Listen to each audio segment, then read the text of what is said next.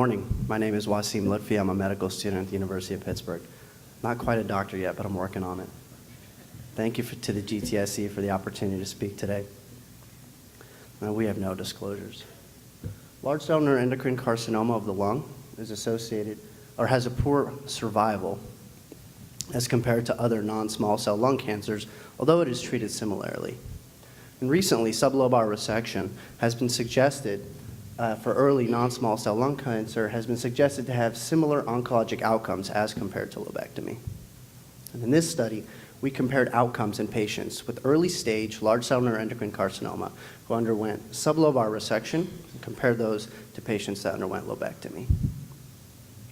We queried the National Cancer Database from 2004 to 2014, and our inclusion criteria included patients with pathologic stage 1 large cell neuroendocrine carcinoma with tumors less than or equal to 3 centimeters. All of our patients had margin-negative wedge resection, segmentectomy, or lobectomy. And additionally, we ensured that all of our patients had lymph node sampling. Wedge resection and segmentectomy were then grouped together as sublobar resection, and a 1-to-1 propensity score matching analysis was utilized to compare outcomes between patients with sublobar resection and lobectomy.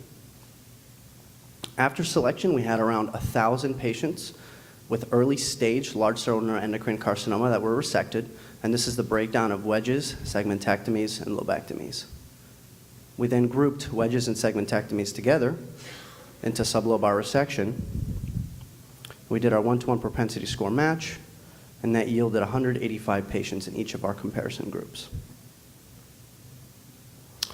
Prior to matching, we compared demographics of our cohorts, and we found that patients who received sublobar resection were more likely to be older, have Medicare insurance, have more comorbidities, and smaller tumor sizes as compared to lobectomy. Prior to matching, we also looked at overall survival, and we found that patients who received sublobar resection had worse overall survival as compared to lobectomy. And in breaking down the sublobar resection patients into wedges and segmentectomies, we found that both wedges and segmentectomies independently had worse survival as compared to lobectomy. And all of this was statistically significant. We then proceeded with our 1-to-1 propensity score matching for 12 preoperative demographic, hospital, and clinical variables. And these are the 12 variables that we had matched for. Once again, after matching, we compared overall survival and found that sublobar resection continued to have worse survival as compared to lobectomy, and this was statistically significant. Now, in order to determine whether the worse survival associated with sublobar resection could potentially be due to unaccounted for patient factors that might preclude a patient from receiving lobectomy, we repeated our match algorithm, this time comparing large cell neuroendocrine patients who received sublobar resection to adenocarcinoma patients who also received sublobar resection. And in this matched comparison, we found that large cell neuroendocrine patients who received sublobar resection had worse survival as compared to adenocarcinoma patients who also received sublobar resection.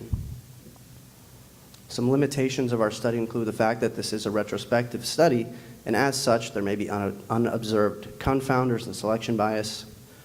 There are no PFTs within the NCDB, and there's also no data on margin distance, recurrence, disease-free survival, or cause of death. And to summarize, sublobar resection for early stage large cell neuroendocrine carcinoma of the lung is associated with worse overall survival as compared to lobectomy.